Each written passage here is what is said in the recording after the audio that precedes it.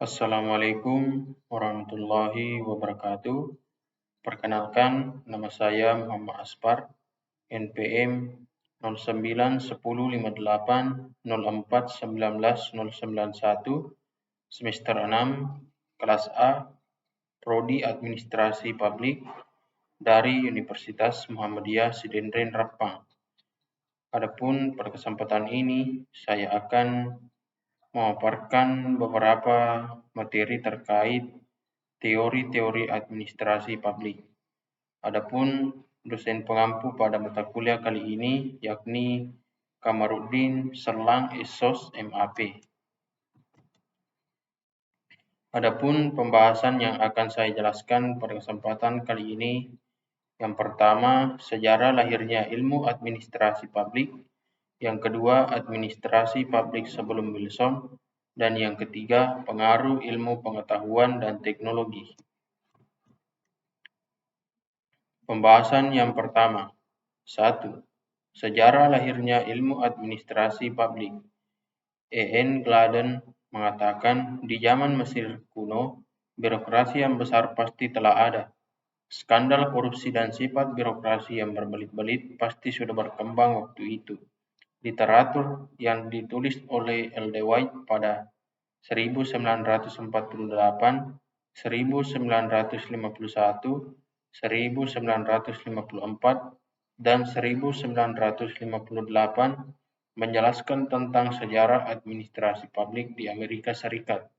Salam terbitan pertama White menjelaskan tentang penciptaan dan pendewasaan otoritas eksekutif dan departemen di bawah pemerintahan Hamilton yang dikenal sebagai arsitek pemerintahan baru waktu itu, tanpa bantuan menggunakan pengalaman sektor swasta sebagai disarankan setelah tahun 1901. Dalam terbitan kedua, White menjelaskan tentang era administrasi Jeffersonian yang merupakan titik awal munculnya ide dan praktik aliran federalisme. Dalam terbitan ketiga, White menjelaskan tentang Jacksonian, di mana ia menekankan pentingnya pemerintahan negara bagian dan lokal, dan mulai merosotnya moralitas dalam pemberian pelayanan publik dan diversifikasi struktur administrasi untuk disesuaikan dengan meningkatnya besaran pemerintahan. Dan dalam terbitan keempat, White memusatkan perhatiannya pada dua isu administratif yang paling besar saat itu adalah isu tentang bagaimana mempertahankan kepresidenan dan isu tentang reformasi pelayanan publik.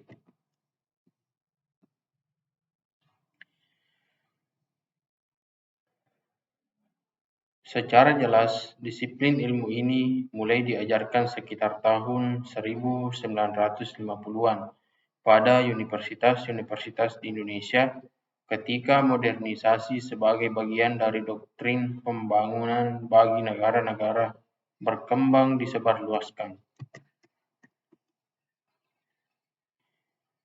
Yang kedua, administrasi publik sebelum Wilson.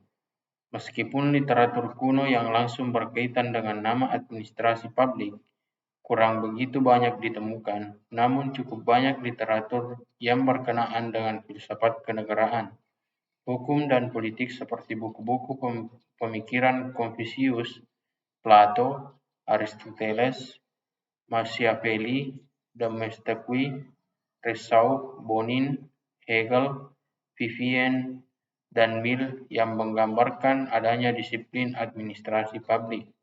Bahkan telah ada perhatian khusus terhadap perkembangan disiplin ilmu tersebut. Semua isi tulisan kuno di atas membuktikan bahwa prinsip-prinsip administrasi publik dan berbagai isunya sudah gencar dipersoalkan jauh sebelum Woodrow Wilson muncul sebagai bapak administrasi publik di Amerika Serikat. Perdebatan tentang dikotomi administrasi dan politik ternyata merupakan isu yang telah lama diungkapkan di Prancis, termasuk melihat administrasi publik sebagai seni dan ilmu. Yang ketiga, pengaruh ilmu pengetahuan dan teknologi. IPTEK merupakan akronim dari ilmu pengetahuan dan teknologi. yang kerap digunakan saat membahas mengenai perkembangan teknologi atau adanya perkembangan suatu disiplin ilmu. Perkembangan iptek sendiri terjadi karena adanya globalisasi. Kemajuan di bidang teknologi ini membantu kehidupan manusia. Contohnya saja pembaruan teknologi di bidang transportasi, komunikasi, dan masih banyak lagi. Menurut Jacques Ellul, teknologi ini memiliki karakteristik dan efisiensi untuk setiap bidang yang dibutuhkan manusia. Secara umum, iptek adalah ilmu pengetahuan yang mempelajari keterampilan untuk menciptakan alat sampai metode pengolahan, sehingga keberadaan iptek ini dapat membantu pekerjaan manusia. Adapun dampak positif dan negatif untuk manusia, yang pertama, dampak positif. Yang pertama, mempercepat dan memudahkan proses informasi dan distribusi di bidang ekonomi. Yang kedua, dapat meningkatkan produksi. Dan yang ketiga, memberikan manfaat dan kemudahan untuk manusia. Selanjutnya, dampak negatif. Yang pertama, maraknya tindak kejahatan di bidang teknologi, contohnya cybercrime. Yang kedua, penyebaran berita bohong atau hoaks semakin mudah. Dan yang ketiga, semakin berkurangnya budaya tradisional. Itulah beberapa penyampaian materi yang sempat saya bawakan. Lebih dan kurangnya mohon dimaafkan. Billahi fisabilil haq, fastabiqul khairat. Assalamualaikum warahmatullahi wabarakatuh.